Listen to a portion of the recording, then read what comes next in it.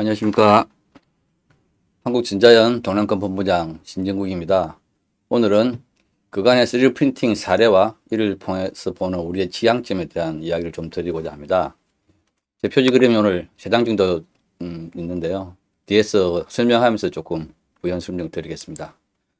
제가 오늘 말씀드릴 내용은 4가지 정도에서 말씀드리려고 합니다. 이제 미래부에서 저한테 요청한 거는 사례를 좀 말씀해 달라고 그랬고요. 저는 사례만 얘기하는 것보다는 이 사례, 그다음 여기서 나오는 데이터를 어떻게 할 건가, 그리고 무슨 차이가 있는가를 말씀드리고, 제가 생각하는 방향, 저희 소망 같은 거죠. 지향점으로 결론을 짓겠습니다. 첫 번째 챕터는 사례에 대한 문제입니다. 이 책은 매년 나이파에서 발간하고 있는 사례집입니다. 제가 2013년부터 이 사례집의 발간에 대해서 굉장히 공개 석상에서 많이 얘기를 했고요. 미래부든 산업부든. 근데 지금 제가 작년 거를 못 찾았고 재작년 거를 보니까 이게 10군데 기업에 대해서 나이파가 했던 사례집이 있습니다. 이 사례집의 형태를 보시면 오른쪽에 컨텐츠를 보시면 기업들이 이렇게 명이 있죠. 제가 좀 가려놨는데 한 기업마다 이게 프린팅 수요가 있는 거를 같이 상담하고 발굴을 해서 그걸 해결하고 실제 어떤 이점이 있는가를 굉장히 잘 설명해 놓은 거예요. 여러분 이 자료를 보시면 외국에서 보여주는 케이스 스터디보다 더 잘 되어 있습니다. 그래서 저는 이 사례집은 굉장히 고무적이라고 생각하고 있고 한번 설명을 해보겠습니다. 첫 번째 이제 기업입니다. 이 기업이 하는 게 지그 픽스처, 그러니까 자동차의 조립을 위한 지그 픽스처를 하는 기업이에요. 그리고 위에 보시면 좌측 상단에 이 일을 하기 위해서 동원되었던 장비, 그리고 장비의 가격, J750, MJP 이렇게 되어 있죠. 그리고 왼쪽 하단에 보시면 시범 출력했던 결과가 있습니다. 보시면 이제 노란색으로 되어 있는 이 모양이 있고 비용이 뭐 69,000원이다 이렇게 있고 재료도 나오죠. 그리고 이제 우측 상단에 보시면 이 기술을 도입함으로써 일어나는 공정 비용이나 공정 흐름에 대한 효과가 굉장히 잘 분석이 되어 있습니다. 그리고 이제 이 컨설팅을 하면서 아마 같이 상담하면서 설정했던 공동의 목표일 것 같아요. 정성적인 목표하고 정량적인 목표가 있는데 정성적인 건 보면 아실 거니까 정량적으로 보면 비용적인 측면과 시간적인 측면에서 우리는 이제 30% 절감을 한다. 공정시간을 3분의 1 줄인다. 이렇게 나와 있습니다. 그리고 아래쪽에 보면 기존의 공정하고 프린팅이 도입되고 난 이후의 공정이 비교가 되어 있어요. 이거 굉장히 잘 되어 있는 그 형태라고 보거든요. 이와 같이 계속 10군데 기업이 되어 있습니다. 이 말씀을 왜 드리냐 하면 저희 나라는 프린팅 시작한 게 2013년에 오바마 스피치를 하고 13년 겨울에 이제 우리 전문가들이 포럼을 하고 그랬죠. 그래서 실제 양 부처가 실제 시작한 건 14년 정도라고 봐야 돼요. 뭐 14년도 완전히 시작한 건 아니지만 그런데 이 굉장히 짧은 역사를 가지고 있는데 이 산업화를 하려고 그러면 해야 되는 여러 가지 일들이 있었습니다. 그 중에서 제가 많이 강조했던 게 이 케이스 스터디, 사례 연구에 대한 부분이었고 그래서 사례 연구에 대한 부분들을 외국 것도 저희가 많이 모았고 국내 서비스 뷰로 것도 모으고 했지만 제가 본 자료 중에서는 현재 이 자료가 가장 잘 되어 있습니다. 그래서 일단 첫 번째 제가 사례에 대해서 말씀드리면 여러분들은 이 자료를 구할 수 있기 때문에 몇 년 동안 나이파했던 이 자료를 보시면 한 40개, 50개 정도 기업에 지금 보는 것과 같이 아주 상세한 정보를 보실 수 있으실 거예요. 그래서 이제 오늘 사업 취지에서 기업의 사례를 소개해 달라고 하는 거는 사실 이 북을 보면은 굉장히 고급 정보를 얻을 수 있다라는 말씀을 드리고요. 요 나머지 9개 업체들을 포함해서 무엇을 했는지를 한번 요약을 해 볼게요. 보시면 이제 우측에 있는 그림들은 제가 요 자료집에 나오는 10가지 기업들의 출력물을 다 뽑은 거예요. 출력물 캡처를 한 거죠. 그러면 보시면 초록색으로 보이는 거 저건 이제 주얼리일 겁니다. 그죠? 주얼리의 이제 그 본이 되겠죠. 본. 그리고 오른쪽에 고리처럼 되어 있는 거는 이 세면대에 쓰는 세면대 부품들이에요. 세면대 팝업이라든지 이렇게 홀더라든지 그런 걸 한 것 같고 가운데 있는 저 파트는 플라스틱으로 그 형태를 만든 건데 저 형태를 이제 금형을 하지 않고 금형 프리하게 만든 플라스틱 출력물인 것 같고요.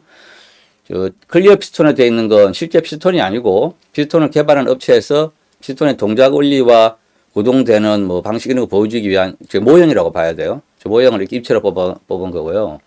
왼쪽 아래에 있는 거는 이제 기어들입니다. 기어하고 하우싱들. 이제 이건 그 금형해서 하는 게 아니고 소량일 때 저렇게 한다는 걸 보여준 거고 오른쪽 하단도 지금 지역하고 픽스처를 금형으로 만든 겁니다. 또 다음 그림을 한번 보고 오겠습니다. 예. 다음 그림 보시면 이거 저희가 많이 쓰는 이 의료용 보조기구라든지 서지컬 가이드 그런 종류들이고요. 보시면 이제 재료가 큐라다 있고 11g 썼다 4,000원이다 후처리 몇 시간 이렇게 상식이 나와 있죠. 그리고 왼쪽 아래에 있는 건 피규어 되겠습니다. 그리고 이쪽 상단에 있는 건 저희가 신발을 많이 했잖아요. 프린팅으로. 그래서 주로 많이 하는 게 인솔, 아웃솔, 미드솔인데 이거는 그 발 자체에 대한 그걸 보여주는 것 같고요. 우측 하단에 있는 거는 그 캠핑용품이더라고요. 이게 루프탑 이런 데 들어가는 캠핑용품의 어떤 부속물들을 실제 프린팅한 거라고. 이게 이 책에 나와 있는 거고, 이 책의 다른 연도를 찾아보거나 또 저희 산업부에서 발간한 사례집을 보시면 실제 기업에 계신 분들이 우리가 뭘 할 수 있을까 하는 거는 굉장히 좋은 자료라고 생각하고요. 형태는 이 형태가 되게 좋은 것 같습니다. 다시 앞으로 가볼게요. 우리가 지금 14년부터 프린팅 어디에 쓰일지에 대해서 굉장히 많은 얘기를 했죠. 정말로 굉장히 많은 얘기를 했고, 그리고 저희가 뭐 8대 분야, 9대 분야 얘기도 하고, 근데 그게 사실은 지금 말하면 대부분은 다 맞아요. 그때 되게 공부를 많이 했다는 걸 알 수 있는데, 첫 번째 까만색에 적어놓은 것처럼 지금 자동차 하시는 자동차 조립 산업, 자동차 회사 치고 프린팅 안 쓰는 회사 없다는 거 다 아시잖아요. 거기에 이제 자동차 부품을 조립할 때라든지 맞출 때 기거나 픽스처가 다 다르고 필요하기 때문에 이건 모든 기업이 다 쓰고 있고요. 또 이제 검사용 치구 이렇게 끼워가지고 치수를 볼 수 있는 검사용 치구도 웬만한 회사들은 다 쓰고 있죠. 그리고 이제 금융 쪽에도 프린팅이 이제 많이 쓰인다고 하는 거는 아실 거고, 프린팅이 뭐 꼭 하드 금융뿐만이 아니고 소프트 금융도 많이 쓰이고 있죠. 거기 이제 그 저희가 얘기하는 컨포멀 쿨링 채널 등의 쿨링의 이로움도 있고, 또 굳이 금형을 몇 개 많이 만들지 않는 상태에서 금형을 만들 필요가 없다. 그래서 금형 프리도 있고요. 또 금형을 아주 좋게 만들 필요가 없다. 프린터로 만들어도 된다. 그래서 소프트 몰드도 있고, 그래서 금형에서는 굉장히 많이 쓰이고 있다는 거 이제는 대부분의 분들이 아실 겁니다. 그리고 모형은 뭐 굉장히 많죠. 모형은 그냥 미적인 모형도 있고, 저 클리어 피스톤처럼 이제 산업적 모형도 있죠. 그리고 주얼리는 종로 상가 가보시면 주얼리 업체가 첨단 산업이 아니라고 저희가 착각을 해서 프린터를 안 쓸 거라고 생각하는데 다 프린터 쓰고 있습니다. 거기 쓰고 있는 대수가 어마어마하고요. 이제 그 문제는 인력 난하고도 관련이 있는데, 실제로 작업이 디지털 작업이고 저 원본 기세나 이렇게 옛날 방식으로 일하던 분들 좀 구하기 힘들어요. 그래서 이제 프린팅은 그런 직업의 특성, 기술의 특성 때문에 굉장히 많이 쓰고 있죠. 제가 말씀드린 뭐 신발, 서지컬 가이드, 보조기. 그리고 이제 금속으로 보면 타이어 몰드나 사이퍼 이거는 사실 굉장히 괜찮은 비즈니스 하는 걸 아시는 분 아시죠? 이제 물론 이제 수요 예측에 있어서 이제 문제가 조금 있고 해서 기업하고 좀 이렇게 정보를 주고받고 하는 뭐 그런 문제가 있지만, 단일 아이템 치고는 굉장히 프린팅 적용하기 좋다고 하는 거는 아는 분은 다 아실 거고요. 그리고 이제 이 3D 프린팅 가지고 있는 기술적인 특징상 매니폴드, 관이나 공조기 같은 거죠. 밸브류 여기에서 많이 쓰인다고 하는 것도 다 아실 겁니다. 그래서 제가 이 사례라고 하는 말씀을 드리면서 사례집을 보여드리고 한 사례를 보고 출력물을 보고 이렇게 산업구를 말씀드렸잖아요. 이보다도 더 많은 사례를 보시고 싶으시면 이 사례집 말고도 다른 사례집도 많이 있고요. 서비스 뷰로를 주로 하고 있는 우리 뭐 테크노파크라든지 경북대 3DC라든지 생기현 여기 보면 또 거기 사례집이 다 있거든요. 그래서 그걸 좀 보시면 도움이 된다라는 말씀을 드리고 싶습니다. 그리고 그보다 더 외국의 걸 보고 싶으면 사실은 외국에 있는 큰 전시회 출력물을 보시면 돼요. 그 출력물의 사진은 이 행사를 주관하고 있는 3D 조합에서 제가 기억하는 것만 몇만 장 가지고 있습니다. 그걸 보시면 되기 때문에 제가 첫 번째 챕터 0에서 말씀드리는 케이스 사례, 케이스 스타디는 그 정도 정보면 굉장히 고급 정보를 한 번에 볼 수 있다라는 말씀을 드릴 수 있습니다. 그래서 첫 번째 사례에 대한 얘기를 제가 마치고요. 요 그림을 잘 보시면 이거는 다 외국 그림입니다. 제가 앞에서 말씀드렸던 몇 가지 사례에 대한 뭐 출처라든지 이런 거는 다 한국에서 일어난 일이고요. 이건 다 외국 건데 보시면 우리하고 조금 달라요. 이제 뭐가 다르냐고 보면 우리의 사례라고 하는 거는 보시면 기존에 존재하던 어떤 물건, 제품, 공정 그거를 대체하거나 만드는 거잖아요. 그러니까 기존에 가시적으로 물리적으로 존재했던 거를 더 싸게 만들거나 빨리 만들거나 금형 없이 만들거나 이런 비즈니스죠. 근데 이걸 보시면 이건 조금 다른 게요. 좌측 상단에 있는 그림은 GE항공에서 많이 보여주는 그림이죠. 이제 GE항공에서 터보팬 엔진도 하지만 터보 프롭 엔진도 하는데 터보 프롭 엔진에 들어가는 요 바디를 막 855개의 바디를 12개로 합친다 이런 그림이잖아요. 그래서 그러면 무게도 줄고 뭐 당연히 여러 가지 성능이 좋아지겠죠. 근데 저게 보여주고 있는 그 그림은 시사하는 바가 되게 커요. 무슨 얘기냐면 850개 이상 되던 부품을 12개로 줄이면 그냥 공정을 대체하거나 제품을 만드는 방법을 바꾼 게 아니에요. 서플라이 체인 자체가 바뀌는 거잖아요. 그러니까 저 한 장의 그림은 우리가 보여준 요 그림하고는 굉장히 얘기가 달라지는 거예요. 그다음에 가운데 이 그림도 보시면 요 그림은 다리를 지금 이 그림 실제 있는 다리입니다. 예, 다리를 프린트가 만드는 거죠. 그래서 이렇게 양쪽에서 프린트가 오면서 이렇게 다리를 만드는 형태거든요. 이것도 기술적으로 그냥 금속 다리를 프린트가 만들지라고 하는 문제가 아니고 저 건축업이라든지 여러 가지의 영향을 밸류 체인의 영향을 줄일 일이에요. 그리고 이제 우측에 있는 거 보면 저 이제 양악 여기 이제 맞춤형 의료에 대한 그 그림 중에 대표적인 그림일 거잖아요. 적어도 기존에 보여주던 요거하고 좀 다른 거예요. 무슨 얘기냐면 이건 맞춤형, 사람마다 다 맞추어서 제품을 제공하는 형태이기 때문에 가치를 좀 따지기 힘든 거예요. 어떻게 보면. 그러니까 이런 공산품의 가치와는 다른 잣대에서 생각해야 되는 거죠.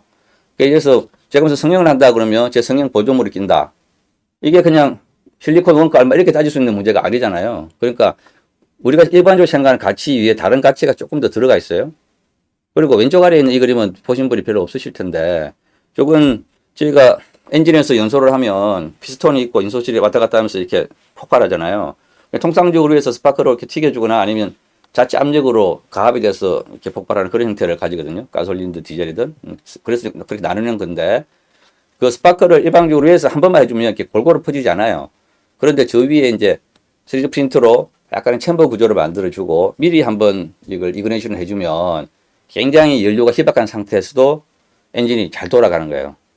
이런 기술은 제가 방금 설명한 저 기술보다도 더 많은 가치가 결합되어 있는 거죠.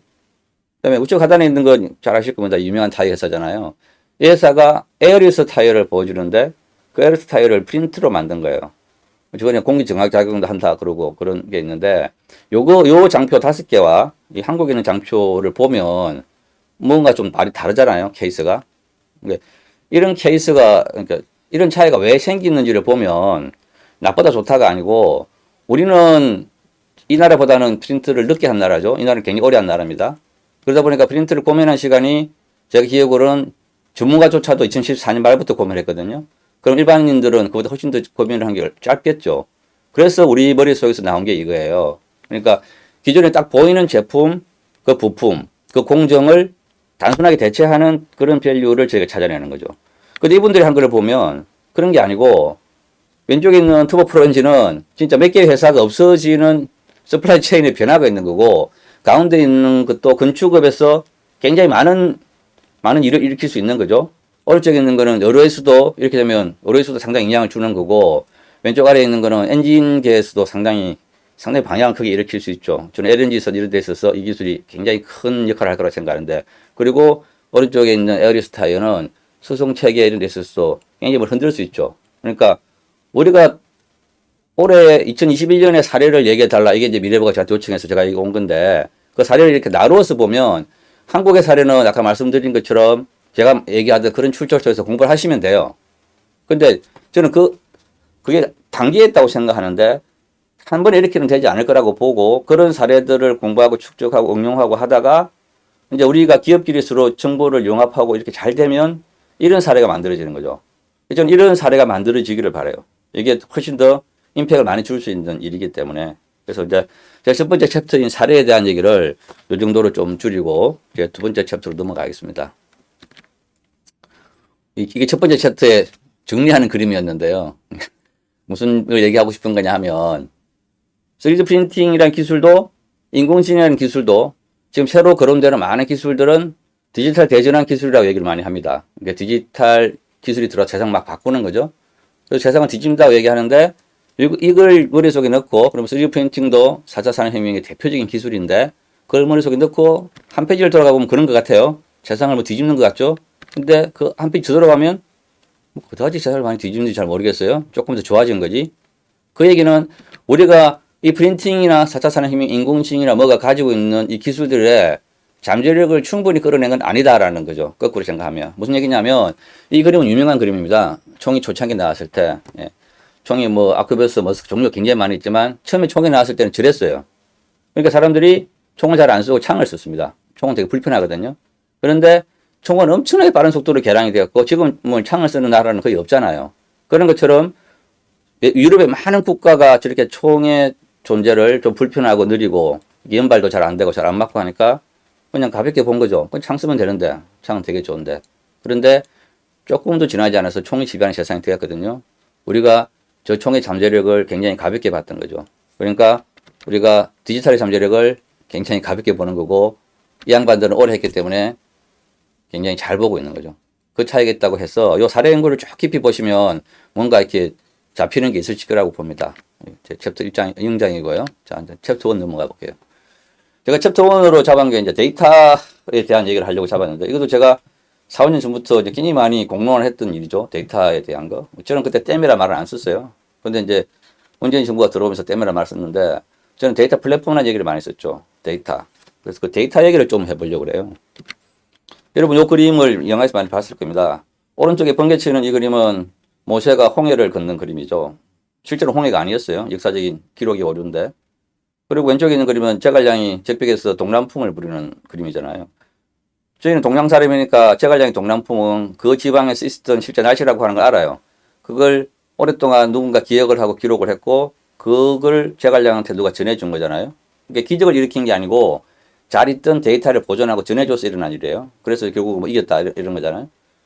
모세의 이 현상도 사실은 뭐냐면, 이게 학문적으로는 윈드 셋 다운이라고 부르는 현상이에요. 그러니까 바람이 강하면, 바람이 시속 80km, 90km 되면 바람이 바닷물을 밀어내요. 몇 시간 동안. 그 실제 일어난 일이고 세계 많은 바다에서는 이게 알려진 사실이죠. 근데 그걸 모세는 알았겠죠. 그걸 사람들을 이렇게 데리고 가는데 그도 모르고 이렇게 데리고 가고 그러지 않았을 거 아니에요. 이게 무슨 얘기냐면 믿음이 있었던 거예요. 두 사람 다. 그리고 그 믿음은 뭐 때문에 있었냐면 기록, 데이터 때문에 있었던 거예요. 그래서 데이터라고 하는 거가 가질 의미를 잘 생각해봐야 된다는 그런 모티브로 제가 띄운 겁니다. 그래서 제가 이 챕터에서 데이터 얘기를 할 건데요. 데이터, 믿음. 데이터에서 믿음이 있다. 이 얘기죠. 자. 왼쪽에 있는 이 그림은 유명한 영화죠. 프로메테우스에 나오는. 저 우주인이 저 독약 같은 걸 마시고 저 폭포에 빠져요. 그리고 저 사람 유전자가 결국 우리 인간이 된다는 그런 설정 같은데, DNA죠. 네, 그 DNA가 뭐냐면 정보잖아요. 염기 서열들의 정보. 그 염기 서열들의 정보라고 하는 그 데이터. 그 데이터가 남는 거고, 우리가 죽으면 그 데이터를 남기잖아요. 그리고 그걸 계속 발전시키고 있는 거잖아요. 그리고 오른쪽에 있는 그림은 뭐냐 하면 중국을 다들 굉장히 두려워하잖아요. 중국이 엄청난 인구수를 가지고 있으니까. 근데 실제 우리가 중국을 두려워하는 건 인구 때문은 아니에요. 정확히 말하면 데이터 때문이에요. 중국이 세계의 시장이다 말할 때 중국이 세계의 시장이라 우리가 두려워하는 이유는 중국이 가지는 구매력 자체도 있지만 그것보다도 더 무서운 건 중국이 그렇게 많은 구매력과 사람을 가지고 있기 때문에 만들어내는 데이터예요. 그러니까 그 데이터 때문에 미래의 어떤 방향으로 갈지를 명확히 알 수 있는 거예요. 그게 중국이 가장 무서운 짐이에요. 그것 또한 데이터란 얘기예요. 그러면 이제 제가 데이터 얘기를 하려고 굉장히 복잡한 그림 4가지를 보여드렸는데, 왜 데이터 얘기를 하냐면, 데이터라고 하는 건 지금은 우리가 대부분의 데이터들은 디지털 형태를 가지고 있죠. 왜냐하면 디지털 형태가 서로 이렇게 보내기도 좋고, 공유하기도 좋고, 계속 복제해도 보존도 잘 되기 때문에, 그런 디지털 형태로 데이터를 가지고 있는데, 요 데이터가 있어야만 신뢰가 형성이 돼요. 자, 무슨 말씀을 드리고 싶은 거냐면, 프린팅으로 만들었던 출력물이 이렇게 있잖아요. 제가 집에서 혼자 만들어서 이런 피규어를 제가 측정을 했어요. 그래서 강도는 얼마고 뭐 이런 많은 데이터를 내놨어요. 근데 이걸 나 혼자만 알고 있으면 그 다음에 저걸 만드는 사람은 이걸 만들 때도 우선에 약간 긴가민가 하겠죠. 이걸로 해도 되나? 왁스를 가지고 이렇게 뽑아서 가지고 될까? 프린트로 해서 될까? 전기하면 나올까? 이렇게 헷갈리겠죠. 근데 저뿐만이 아니고 많은 사람들이 피규어를 만들 때마다 모든 기록을 남겼다고 칩시다. 강도를 얼마였고. 그러면 그 뒤에 만드는 사람은 그걸 보고 판단을 할 수 있는 거잖아요. 투자를 할 수도 있는 거고. 그래서 우리는 자기 혼자 만들고 어쩌고 그렇게 많이 하죠. 프린트하는 분들이. 근데 그걸 하나를 모아서 공유를 하고 그게 데이터가 되면 그걸 가지고 우리가 믿음의 도구로 쓸 수 있는 거예요. 아, 그건 그렇게 하면 되더라. 그거는 J750으로 뽑으면 된다. 아, 그거 ABS 해도 문제 없다. 이런 게 되죠. 그럼 그런 신뢰라는 바탕이 데이터 때문에 생기면 우리가 협동이라고 하는 걸 하게 돼요. 서로 협동. 예. 지금 프린팅이 이 기업에서 많이 안 쓰는 대표적인 이유가 중간 단계 때문에 그렇거든요. 자, 금융을 만들 건데 금융의 소유자는 누구 공급자는 나야. 근데 새로운 방식으로 만드는 이 리스크 있는 금융에 처음 만드는 비용을 누가 내지? 이게 제일 많이 싸우는 거잖아요. 근데 그것 또한 데이터하고 신뢰의 부족에 의해서 그렇거든요. 그러니까 데이터라는 하부 구조를 잘 다져서 그걸 통해서 신뢰를 만들고 그러면 이게 협동을 할 수 있다고 봐요. 그리고 이 디지털 폼으로 되어 있는 이 데이터는 서로 공유하기가 굉장히 좋은 폼이에요. 그래서 저는 그게 이 같은 분야에 있는 분들이 공유를 했으면 해요. 이거는 이렇게 돼야만 이제 서로 안 열리던 시장이 열리는 효과도 있지만 우리가 정부에서 뭘 규제할 때는 믿지 못할 때 규제하는 거예요. 지금 프린팅뿐만 아니고 신기술들이 굉장히 많은 규제 하에 놓여 있죠. 그건 어쩔 수가 없어요. 그걸 규제하는 걸 예욕할 게 아니고 입장을 바꿔놓고 생각하면 규제할 수밖에 없는 거예요. 그게 뭔가 아무 믿음을 안 주기 때문에. 근데 이제 같이 노력해서 든든한 데이터 댐을 만들면 그런 불필요한 규제를 완화하는 그 장치가 되기도 하죠. 그래서 우리가 데이터를 축적을 하고 공유하는 게 사실은 프린팅의 산업화에 있어서 굉장히 중요한 거다라는 얘기를 좀 드리고 싶습니다. 이런 얘기를 하면 사람들이 좀 안 믿는 분들이 계신데 실제 기업 중에 그걸 하고 있는 분이 계세요. 제가 최근에 보고 왔는데. 그래서 뭘 공유할 거냐 하면 저는 이 사례집을 국가적으로 공유해야 된다고 봐요. 그러니까 이 사례집뿐만이 아니고 나이파에서 만드는 사례집뿐만이 아니고 독일의 사례집이든 독일 FK의 사례집이든 아니면 우리 뷰로들 있잖아요. GP들 뭐 장경센터라든지 이런 곳 뭐 학교도 있을 수 있고 그다음에 우리 정부가 구축했던 또 그런 인프라들의 데이터를 사실은 다 누구나 쉽게 접근할 수 있는 한 군데의 플랫폼을 있어야 된다고 봐요. 저는 그게 사실 정부가 할 일이라고 보는데 그래서 그런 데이터 플랫폼이 있었으면 좋겠다는 거고 그런 데이터 플랫폼은 케이스 스터디라고 생각한다면 방금 보여주셨던 그 자료, 컨설팅 사례집의 형태가 저는 굉장히 좋아 보여요. 그런데 이제 그것만이 아니고 더 깊숙이 들어가면 엔지니어들은 실제 도면을 원한다고요. 그 실제 지금 도면 공유를 하고 있는 기업이 있어요. 그러면 이제 뭐 자기가 이제 안경이다 그러면 지금 뭐 띵기버스처럼 안경 이런 거는 그렇게 민감한 게 없기 때문에 쉽게 공유할 수 있죠. 근데 우리가 산업에서 쓰는 밑에 있는 저런 작품에 있는 경우에는 좀 다르죠. 그러면 쉽게 공유할 때 공유의 범위를 이렇게 락을 걸 수가 있어요. 아주 쉽게. 그래서 이거는 뭐 무슨 그룹, 이거는 무슨 유저, 클래스 얼마, 또 이건 어디까지 보여주고 해서 자기가 다 이렇게 락을 걸 수 있기 때문에 이건 재료는 공개하지 마라. 이건 내부 도면은 공개하지 마라. 이런 식으로 공개 가능한 범위 내에서의 공유가 굉장히 가능하다고 보거든요. 그러면 그 뒤에 이런 일들을 적용하고자 하는 사람이 일을 하기가 굉장히 쉬워져요. 그리고 일을 하기만 쉬워지는 게 아니고 믿음이 가죠. 믿음이 가는 것만 아니고 이렇게 계산이 가능하죠. 보세요. 여기도 오랜 작업 끝에 계산을 한 거지만 여기로 와야 되나요? 정확한 계산은 아닐 수 있어요. 왜냐하면 재료값은 그때그때 변하는 거고 하기 때문에. 그래도 어바웃으로 얼마 정도 우리가 베네핏이 있고 ROI가 얼마 정도 되는지까지를 이렇게 예측할 수 있잖아요. 이렇게 예측할 수 있는 게 굉장히 중요한 기능이라고 봅니다. 그래서 제가 두 번째 챕터로 이렇게 영화에 있는 뭐 모세 아저씨도 모셔오고 이렇게 하면서까지 얘기를 한 이유는 데이터에 대한 얘기입니다. 데이터. 그래서 우리가 가지고 있는 데이터, 사실 제일 좋게는 도면 형태죠.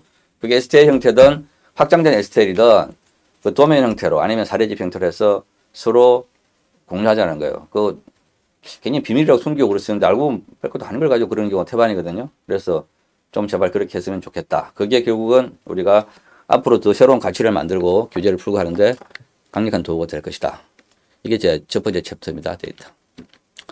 자, 그 다음에 세 번째 챕터인데요. 이게 챕터 2 차이. 이 차이 얘기는 제가 그동안 많이 들었는데 제가 지난주에 제가 기업을 매주 두세 개는 가거든요.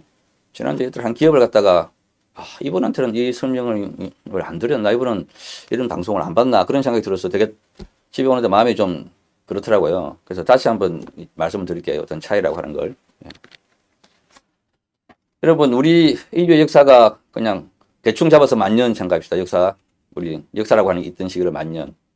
뭐 돌도끼부터 해가지고. 저 왼쪽에 있는 그림이 조선시대 대장간 그림이에요. 그러니까 우리가 만년 동안 뭘 만들려고 했던 그런 종족이잖아요. 그게 지금 우리가 알고 있는 뿌리 기술들이에요. 뿌리 기술 정의가 밑에 그림에 있는데 뭐 이런 소재를 이용해서 6가지 뿌리 기술을 이용해서 이런 부품 장비를 만드는 거다. 이게 뿌리 기술의 정의잖아요. 저게 갑자기 하늘에서 떨어진 게 아니고 우리가 늘 고민하고 써오던 일이었어요. 그죠? 그리고 저 선반이라는 거 보시면 요즘 저 선반 보기도 힘들어요.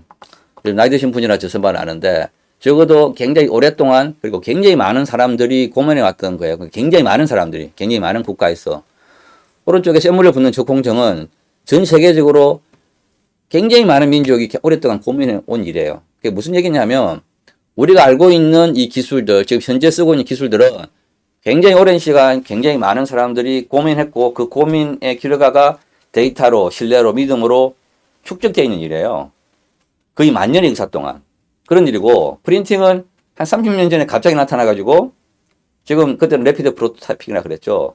지금 이제 산업화가 되니 안 되니 성급한 말을 하고 있는 거거든요. 그러니까 이 기술하고 그 기술을 비교하는 거는 말이 안 되는 거예요, 자체가. 서로 축적의 시간이 엄청나게 다른 일인데, 그래서 지금 제 화면에 보고 있는 이 기술을 대하듯이 프린팅을 대하는 건 굉장히 큰 착각이다. 그 안타까운 경우를 굉장히 많이 봐요. 이게 그냥 3D 프린터를 사면 우리 군도 그랬는데, 그냥 이렇게 냉장고 세탁기처럼 이렇게 그냥 작동되는 것처럼 그러지 않거든요. 사실 저 선반도 그냥 사면 바로 사가지고 작동 못 시킵니다. 대부분의 분들은. 그런데 마치 그냥 편리한 가전제품인 것처럼 이렇게 생각하는 분들이 많거든요. 실제 그럴 리가 없잖아요. 그러니까 그만큼 축적된 역사가 짧다는 얘기예요. 그래서 그 차이, 기존의 기술과 프린팅이 가지고 있는 그 차이에 대해서 굉장히 많은 인식과 고민을 해야 돼요. 그래야 지금 사업할 때 실수하시는 분들이 계시는데 그런 실수를 안 하실 거라 보거든요. 제가 한 명 한 명 다 찾아가서 말씀드릴 수가 없으니. 그래서 자 보겠습니다. 제가 첫 번째 그 차이 중에서 많이 얘기를 하는 게, 제가 DFM 얘기를 굉장히 많이 했을 거예요. 제가 DFM을 부르기 좋아하고 드팜이라고 많이 부르죠. 근데 그렇게 부르면 안 돼요. 그건 영어 못하는 사람들이 부르는 거고요. DFM이 맞겠죠. 예. 지금 이제 우리가 DFM은 디자인 포 어제티브 매니팩처링 약자인데, 저건 원래 매니팩처링 하는 사람들도 디자인을 할 거잖아요. 그러니까 디자인 포 매니팩처링을 하는 분들이 굉장히 많이 있죠. 있고 이제 어제티브라는 새로운 방식이 나왔기 때문에 어제티브 매니팩처링에 대한 디자인의 어떤 룰이나 이런 거를 이제 설명하는 건데, 조지아 있는 교수님이 너무 어렵게 설명하셔가지고 제가 되게 쉽게 설명해서 자료가 많이 나가 있을 거예요. 그럼 보시면 되고, 뭐 DFM 경진대도 저희가 하고 막 그러죠. DFM을 한마디로 말씀드리면 3D 프린팅으로 할 거를 해라. 저는 DFM이 뭐냐라고 물어보면 이렇게 영어로 복잡하게 말씀 안 드리고 3D 프린팅으로 찍을 걸 찍어라. 그렇게 말하면 좀 어려워 보이는데요. 3D 프린팅으로 찍으면 기존에 저희가 알고 있던 요 공정들을 하는 거에 비해서 비싸요. 당연히 비싸겠죠. 그리고 물성 예측이 안 돼요. 당연히 안 되겠죠. 오랫동안 했던 이 결과와 짧은 시간 했던 이 결과의 데이터가 다를 거잖아요. 그러면 공정 면에서랑 재료 면에서 기존의 공정, 기존의 이런 뿌리 공정에 비해서 유리하다라고 말하기는 힘들어요. 당연히 그렇죠. 그 다음에 소재도 그렇게 쓸 수 있는 소재가 많은 건 아니에요. 당연히 그렇죠. 역사가 짧으니까. 그러면 다 불리한데 왜 하느냐고 물어볼 거잖아요. 그걸 굉장히 어렵게 말씀하신 분이 조지아의 교수님이시고 쉽게 말하는 사람이셨는데, 저는 그게 돈이 되면 하라 그 얘기인데, 그게 돈이 되려고 그러면 그 디자인에서 디자인상의 복잡성이나 디자인상의 이유로 그 할 이유가 있어야 되는 거예요. 예를 들어서 내부에 쿨링 채널이 있는 왼쪽 그림이나 오른쪽처럼 경량화가 확실하다든지, 그거를 계산을 많이 해볼 수 있는 방법이 제가 앞에 말씀드렸던 케이스 스타디를 보면 이렇게 정성적이 아닌 정량적으로 이렇게 하면 얼마가 좋아진다고 하는 걸 감을 잡을 수가 있거든요. 그래서 그걸 통틀어서 짧게 그냥 드팜이라고 불러요. 그리고 드팜 공부를 해보시면 그런 말이다 하실 거고, 첫 번째는 그래서 두 기술의 제가 차이, 디퍼런스를 말하는 게 챕터 2에서 할 얘기인데, 디퍼런스 역사가 매우 다르다. 데이터의 양이 다르다. 그래서 드팜이 중요하다는 얘기를, 드팜 얘기는 따로 아주 기니까 여기서는 그 정도 얘기할게요. 드팜이 중요하다는 거고요. 두 번째를 보면 요런 그림들을 보면 저 모델이 입고 있는 이 약간 옷, 그다음에 자전거의 저 뼈대, 그다음에 요 구조물도 오른쪽의 구조물에 비하면 왼쪽 구조물 되게 이상하죠. 이런 걸 보면 우리가 뭘 느끼냐면 이 영어 표현이 좋아요. 이게 위어드하다는 게 상당히 위어드해요. 위어드하다고 하는 게 뭐냐면 노멀하지 않은 거죠. 우리한테는 저런 모양이 굉장히 기괴해 보여요. 그럼 이게 왜 기괴해 보일까? 저런 모양이 왜 우리한테 익숙하지 않을까라는 생각을 곰곰이 해봐야 되겠죠. 예. 그래서 이거는 자연을 모방해서 만드는 그 바이오미믹의 한 부분들이죠. 저렇게 이제 뭐 잠자리 비슷하게 만들고, 뭐 혼눈 구조 만들고, 깨구리도 이렇게 만들고. 근데 우리가 이 자연을 이렇게 보면서, 기괴하다 이렇게 생각 안 하잖아요. 덩쿨이 기괴한가요? 그렇게 생각 안 하잖아요. 그리고 나무 잎새가 지금 기괴한가요? 근데 저 잎새를 모양을 만들어서 태양전이 저렇게 만들거든요. 근데 이렇게 자연을 보면 저런 모양이 있어도 기괴하다 생각하지 않는데, 우리 사람이 만든 걸 보면 저렇게 만들면 좀 괴상하다, 위험하다 생각해요. 왜 그럴까요? 그 이유는 저렇게 우리가 못 만들기 때문이죠.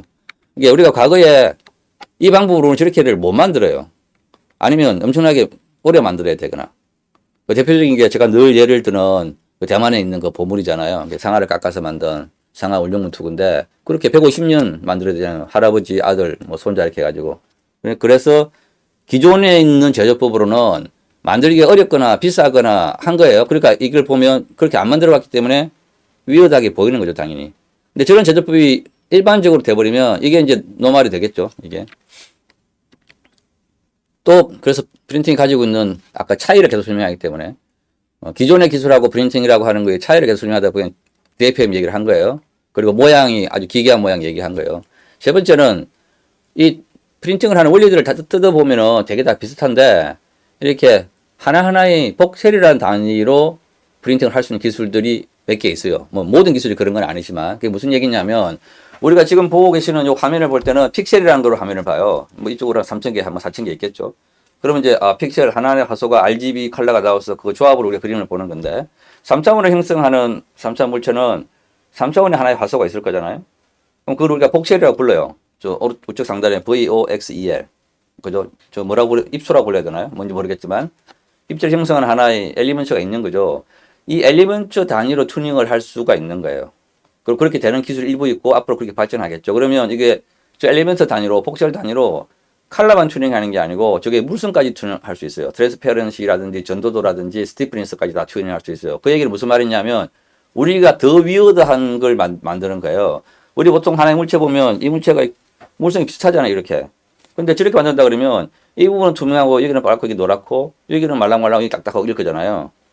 그러면 이게 생긴 모양만 위어드한 게 아니고 기능 자체도 굉장히 위어드한 기능이 나올 수 있어요. 근데 우리가 왜 그 익숙하지 않느냐? 지금은 그렇게 만드는 공법이 없거든요. 그러니까 이게 다르다는 거예요. 설명이 힘들죠. 기존의 것으로는. 그래서 이렇게 또 다를 수가 있다라는 거죠. 그다음에 요즘은 이제 뭐 볼로메트릭으로 만드는 게 있습니다. 이렇게 저 입체 비너스를 만들기 위해서 비너스의 다른 방향에 있는 단편적인 정보들을 이렇게 모으면 그 미적분 논리죠. 이렇게 적분하면 이렇게 되잖아요. 그 동시에 빛을 쏴서 가운데서 한 번에 입체가 생기거든요. 이것도 기존의 제조 방식으로는 상당히 예측하고 상상하기 힘든 일이잖아요. 그러니까 이런 일들이 있기 때문에 기존에 생각하던 방식으로 생각하는 건 여러 가지 면에서 위험하다는 거예요. 그러니까 두 가지 면에서 위험할 수 있죠. 좋게는 기존의 기술처럼 그냥 하면 된다. 열심히 하자. 이렇게 생각하면 되게 위험한 거죠. 하면 안 될 수도 있는 거고 모르거든요. 데이터가 없어서. 그리고 그냥 이 가능성을 이런 게 있다는 가능성을 전혀 모르고 그냥 이상하다고 생각하면 그것 또한 위험한 거죠. 그래서 이걸 좋다 나쁘다가 아니고 제가 늘 말씀드리지만 기존의 기술하고 프린팅 기술은 그냥 다른 거예요. 그렇게 배드하다 굿하다도 아니에요. 그냥 다른 거예요. 그러니까 어떻게 다른지에 대해서는 굉장히 자세히 깊이 봐야 된다는 거예요. 그게 이 프린팅의 잠재력을 잘 활용하실 수 있는 방법입니다. 어떻게 다를까를 깊이 고민하는 게. 그 다음에 또 한 가지 또 예를 들게요. 제가 DFM 얘기를 했고, 앞에 볼로메트릭 얘기도 했고, 복셀 얘기도 했죠. 또 뭐가 다를 수 있냐 하면, 이렇게, 레티스라고 하는 것 때문에 다를 수 있는 거예요. 이거 많은 분들이 아실 거예요. 우리가 주물을 보고서 토끼를 만든다 그러면, 저 주물 토끼에 저런 복잡한 모양을 넣을 수 없잖아요. 그러면 주물 토끼를 저렇게 만들어 놓고 저걸로 드릴로 뭐 깎아가지고 저런 토끼를, 망사 토끼를 만들 수 있을까요? 만들 수는 있겠죠. 한 200년 걸리겠죠. 그런데, 프린팅이라고 하는 거는 원리를 공부해 보시면, 저렇게 통으로 되어 있는 토끼를 만드는 것보다 이렇게 망사로 토끼를 만드는 게 훨씬 더 빠르고 쉬워요.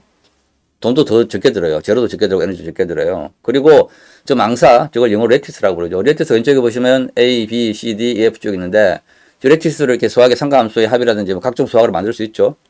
저 레티스들이 가지고 있는 특성들이 많이 달라요. 어떤 레티스는 이렇게 쿠션이 굉장히 강한가 하면 어떤 레티스는 이 특성이 달라서 저런 걸 특허로 잡으려는 사람도 있습니다. 그래서 저런 레티스를 이용하고 레티스를 오른쪽 토끼를 보면 토끼 얼굴 쪽하고 목 쪽의 레티스가 다르죠. 그 얘기는 저쪽은 저렇게 촘촘하게 해야 할 필요가 있지만 아래쪽을 촘촘하게 하지 않아도 된다면 아래쪽은 그렇게 안 하는 거예요. 그러면 또 새로운 기능을 주거나 불필요한 무게 이런 것도 줄일 수 있는 거죠. 그래서 우측 상단에 보면 저기 유명한 겁니다. 저기 실습할 때 제가 저걸 굉장히 많이 하죠. 프린팅 나오기 전에는 저게 사실은 이게 조인트 브라켓일 거잖아요. 위에서 봉으로 잡고 오른쪽에 볼트 4개를 치는 거겠죠. 볼트 4개를 픽스하고 봉으로 잡으면 되는 건데 저게 풀바디였어요. 풀솔리드. 프린팅 나오기 전까지는 100% 풀솔리드였어요. 근데 프린팅이 나오면서 저 보시면 망사잖아요. 저 망사를 어떻게 넣느냐에 따라서 막 다른데 저렇게 해놓고도 토션을 재보거나 여러 가지 해봐도 풀바디일 때하고 성능이 같아요. 그러면 저게 트럭에 들어간다 생각하면 저게 트럭에 3개 들어간다. 저 하나의 무게 1kg도 생각하면 그때 무게 감량과 생각하더라도 그 연비에 끼치는 영향이나 이런 거 무지하게 많을 거잖아요. 그리고 또 제가 또 약간 간과해서 보는 건 어떤 부품 하나가 이렇게 항공기에 들어가서 가벼워진다는 걸 아, 이 부품이 하나가 들어갔는데 가벼워진다라고 사람들이 그걸로 생각하고 끝을 내요. 근데 그게 아니에요, 보면. 이 부품 하나 강건돼서 가벼워지는데 성능이, 기계적 성능이나 이런 성능이 똑같다고 그러면 이 부품을 받쳐주는 그 부품도 가벼워질 수가 있어요. 왜? 이 부품 2kg를 받치기 위해서 존재하는 부품인데 얘가 1kg가 되면 얘는 더 가벼워질 수 있는 거예요. 그럼 얘를 지지하던 그 뼈대는 또 가벼워질 수가 있는 거예요. 이게 무슨 얘기냐면 이 경량이라고 부르는 건 전체적인 구조 해석을 해놓고 보면 굉장히 미치는 파급 효과 시스템적으로 큰 거예요. 그러니까 그것도 단편적으로 이해해서 아, 부품 하나 가볍겠다. 이런 문제가 아니란 얘기예요. 그래서 저런 레티스라고 하는 거를 굉장히 자유로운 모양의 레티스, 이렇게 구멍의 크기도 다른 레티스를 아주 편하게 넣을 수 있기 때문에 저렇게 뼈 같은 걸 대체하기 쉬워요. 우리 뼈는 이렇게 잘 보시면 우리 감자, 뼈다구 감자탕 이런 거 먹을 때 보면 볼 수 있잖아요. 그런 거 보면 뼈 안에 구조가 이렇게 꽉 차 있는 게 아니고 이렇게 불규칙한 포화로 돼 있는데 그 포화가 안쪽 바깥쪽에 크게 막 달라요. 근데 그런 걸 기존의 기술로 구현한다는 건 되게 이상한 거잖아요. 근데 프린팅으로 저런 걸 구현하는 게 그냥 쉬워요. 어렵지가 않아요. 그리고 이쪽에 있는 저런 화성에 있는 집을 짓는 게 쉬워요. 저걸 건축 자재를 다 가져가지고 집을 짓는다 그러면 이게 발사체가 하늘을 날아갈 때 그게 중량 때문에 하고 구조체의 크기 때문에 날아갈 수가 없는데 저걸 분말이나 이런 제로 형태로 가져가면 훨씬 쉬워요. 그래서 미국에서 지금 이제 저궤도에 3D 프린팅을 띄우는 그런 일을 하는 이유가 그런 이유 때문이죠. 무게나 크기 때문이고 저런 잠자리 눈 같은 저런 메타 머티리얼들 그 기존의 방법으로 만들기 되게 까다로울 수 있죠. 근데 이 방법으로 만들기가 좀 쉬울 수 있죠. 그리고 우측 하단에 보시면 저렇게 내가 원하는 위치에 원하는 지오메트리를 섞어서 만들 수가 있거든요. 그럼 저런 걸 우리가 많이 안 해봤지만, 그러니까 우리가 안 해본 일인 거예요, 저게. 그래서 우리가 익숙하고 해본 일, 오랫동안 익숙하고 해본 이 일에서 나오는 특성이나 구조하고는 또 매우 다른 일이 있을 수 있는 거죠. 근데 그게 많이 안 해봤기 때문에 지금은 어느 정도인지 뭐 신뢰도나 이런 데 문제가 있다는 얘기죠. 그래서 저런 것들의 잠재력을 잘 파악하고 데이터를 많이 쌓는 게 왜 중요하냐 그 말씀 드린 거고요. 또 요것도 한번 예를 들어볼게요. 그 스시라고 하는 건 초밥인데 이게 인류의 엄청난 문화적 자산인데 이게 일본 사람들이 발명했잖아요. 물론 스시 비슷한 요리가 전 세계 어디에나 있었는데 이거 뭐 다큐멘터리에 보면 역사가 어마어마해요. 근데 이제 스시에서 굉장히 중요한 건 식감도 중요하고 영양소도 중요한데 저 우측 하단에 보시면 저게 저희 하나의 스시예요. 저게 우리 초밥이에요, 초밥. 근데 실제 디지털로 만든 초밥이에요. 저 셰프분 뒤쪽에 보면 로우팔이 이렇게 있고 우측에 보면 이렇게 디스펜서 같은 게 보이고 저쪽에 사람 모형 있는 그림에 보면 이 사람의 의학 정보 같은 게 있잖아요. 그리고 저 위에 가운데 보면 이렇게 이 물레방아처럼 생긴 위에 재료들이 이렇게 쭉 있죠. 저거를 조합해서 저렇게 만드는 거예요. 그러면 저게 그 사람 의학적 데이터에 맞게끔 그런 성분을 더 보강해 주거나 아니면 이 사람이 알레르기가 있다 그러면 빼주거나 여러 가지 일을 할 수 있겠죠. 해줄 수 있고 저 식감을 컨트롤할 수가 있는 거예요. 저 식감은 제가 앞에서 말씀드리던 이런 많은 내부 구조들, 레티스라고 내부 구조들을 잘 조합해서 저거의 탄성을 계산하고 이렇게 하면 그건 어렵지가 않아요. 계산하는 건. 그렇게 하면 저 식감 조절 수 있는 거고 실제 이게 오픈한 식당이고 제가 아는 분이 저기 한번 다녀오셨더라고요. 무슨 말씀 드리고 싶은 거냐면 저걸 기존의 기술로는 하기는 힘들어요. 기존의 기술로 저 성게알 같은 걸 손으로 깎고 이렇게 할 수 없을 거잖아요. 근데 이런 일이 있기 때문에 할 수 있는 거예요. 무슨 얘기냐면 다르다는 거예요. 그러니까 이 기술이 기존에 있는 이 기술과는 다르다는 거죠. 다르기 때문에 저런 일이 가능한 거예요. 그러니까 제가 계속 다르다는 얘기를 엄청 강조하는 이유가 이 다르다고 하는 그 말 한마디에 뭐가 다른지를 아주 깊이 있게 생각해 봐야 돼요. 그 말을 저렇게 받아들이고는 저런 작업을 하는 거고 그렇겠죠. 그래서 다르다라는 얘기입니다. 제너레이티브 디자인을 설명 좀 드릴게요. 또 뭐가 다르냐 하면 요 디자인을 해보면 노가다에 가까운데 이제 위에서 부장님이 쇠물 붓는 걸 이용해서 이렇게 뭐 연결되는 걸 만들어라 그러면 우리가 어떻게 하냐면 이제 캐드로 그림을 그리죠. 막 해가지고 뭐 저렇게 만들어내죠. 그 테스트 해보면 안 맞아요. 안 좋아. 그러면 에이 다시 또 디자인을 하죠. 이렇게 하면 보통 아무리 열심히 해도 이틀마다 하나씩 이렇게 만들어서 보여줘요. 그럼 부장님이 보고 이거 아니야 이거야 이렇게 그런 과정 거치잖아요. 근데 요 그림은 요 가운데 있는 이 그림은 이 같은 역할을 하는 거예요. 같은 역할을 하죠. 왜냐하면 저 보면 가운데 있는 구멍 홀의 위치가 다 같잖아요. 홀이 4개가 있는데 홀의 위치가 같다는 얘기는 이게 같은 역할을 하는 물체라는 얘기죠. 그러면 부장님이 한번 정해 줬을 거예요. 야, 이거는 무슨 용도고 홀의 위치는 저렇게 돼야 되고 뭐 파이는 6파이고 가운데 구멍은 뭐 10파이고 두께는 뭐 메티를 언제 말해야 돼. 이렇게 아마 정해 줬겠죠. 그리고 강도를 얼마나 좋겠어. 포장님 그것만 정해주면 우리가 옛날에는 저 하나하나를 가지고 다 이틀씩, 3일씩 하고 또 빠꾸 먹고 두 번째 거 만들고 이렇게 이랬잖아요. 근데 지금 그렇게 하는 게 아니고 구속 조건, 포장님 지시사항, 구멍 4개, 파이 얼마, 뭐 다 지시사항을 집어넣으면 컴퓨터가 저걸 그림을 그리는 거예요. 순식간에 굉장히 많은 초이스를. 앞으로는 제로 데이터하고, 제로의 데이터 뱅크하고 연동하면 저 머티리얼도 컴퓨터가 고르겠죠. 아, 이거는 알루미늄 해야 된다. 아, 이건 타이 넣어야 된다. 아니면 머티리얼 종류를 쫙 뽑겠죠. 그러면 내가 할 일은 뭐냐 하면 내 목적에 맞는 게 뭔지를 고르기만 하면 되는 거예요. 그 기술이 더 발전하면 저보다도 더 복잡한 일이 이루어지겠죠. 그러니까 무슨 얘기냐면 디자인을 하는데 우리가 디자인을 한다 그러면 이때까지는 디자인을 한다 그러면 형상 디자인만 하잖아요. 그것도 단순 반복 작업으로. 그렇게 하는 게 아니고 그냥 구속 요건만 부장님한테 혼나지 않을 조건만 딱 정해주면 구조든 재료든 뭐든 그렇게 저는 다 디자인할 수 있다는 얘기죠. 그러니까 진짜 디자인을 할 수 있다는 얘기가 되는 거예요. 근데 저거를 가만히 보면 뭐하고 같냐 하면 우리를 자세히 보면 우리가 DNA 복잡한 DNA를 구성되어 있잖아요. 근데 우리 저 복잡한 DNA는 사실은 저렇게 출발한 게 아니고 한 45억 년, 46억 년 전으로 가거나 뭐 138억 년 전으로 가면 우리도 굉장히 단순한 거였을 거예요. 단순한 거였는데 그게 여러 가지 자연의 제약 조건과 자연 환경 변화에 따라서 뭐 좀 복잡해졌겠죠. 우리가 늘 코로나였는지도 모르죠. 그러다가 저게 점점 주변 환경의 요건, 그러니까 부장님의 지시사항, 매번 부장님은 바뀌겠지만 부장님 지시사항에 맞추어서 우리가 바뀌고 하면서 이렇게 된 거잖아요. 우리 DNA가. 저 많은 제도를 보면 저 많은 제도한테 특별히 이렇게 하라 저렇게 하라 누가 얘기한 게 아니고 저렇게 DNA가 있는데 DNA의 부장이 다 다른 거죠. 저 사람은 아프리카 부장이고 이 사람은 뭐 인디안 부장이고 여기는 더운 나라고 저기는 추운 나라고 여기는 무슨 벌레를 먹어야 되고 그러니까 주어진 환경에 따라서 디자인이 저렇게 된 거잖아요. 무슨 얘기냐면 지금 3D 프린팅 도입을 많이 하려고 하는 제너레이티브 디자인은 물론 제너레이티브 디자인이라고 하는 자체는 옛날에 있었던 개념이에요. 근데 그걸 구현할 수 있는 수단이 SMS는 많지가 않았어요. 근데 AM이 되기 때문에 그만한 자유도가 생기는 거예요. 형상에 대한 자유도도 생기고 재료에 대한 자유도도 생기고 디지털에 대한 자유도가 생기기 때문에 제너레이티브 디자인이 적용할 수 있어서 지금 제너레이티브 디자인이 뜨고 있는 거예요. 이거는 제너레이티브 디자인을 설명하기 위한 장표입니다. 그런데 곰곰이 생각해보면 제너레이티브 디자인은 뭐였냐 하면 우리 생명체가 거쳐왔던 방법하고 되게 비슷한 거예요. 어떤 특정한 조건이나 특정한 환경에 놓여지고 거기에서 내가 살려고 발버둥을 치는 거죠. 그러니까 발버둥 A, B, C, D 8개 이렇게 있잖아요. 그러니까 이렇게 디자인하는 방식을 우리가 일일이 디자인하는 기술로 경쟁한다. 그건 어렵죠. 그러니까 저는 디자인에 있어서 굉장히 큰 혁명이 일어날 거라 생각하는데 아직은 우리의 기술이나 데이터가 충분하지 않아서 아직은 좀 더딜지 몰라도 저렇게 된다 그러면 우리가 굉장히 위어드하다고 생각했던 이런 형상적인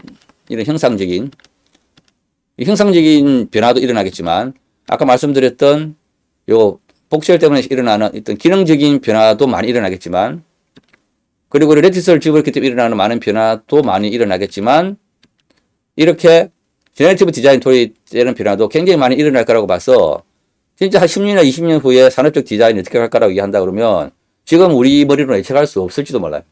그러니까 그만큼 다룰 수 있다는 얘기예요. 그래서 요약해 보겠습니다. 이 챕터가 좀 어렵기 때문에 요약을 한번 더 할게요. 예. 자, 제가 챕터 2, 디퍼런스. 3D 프린팅을 이해하려면 차이를 이해해야 된다는 거죠. 차이. 좋다 나쁘다가 아니고 차이예요. just 차이.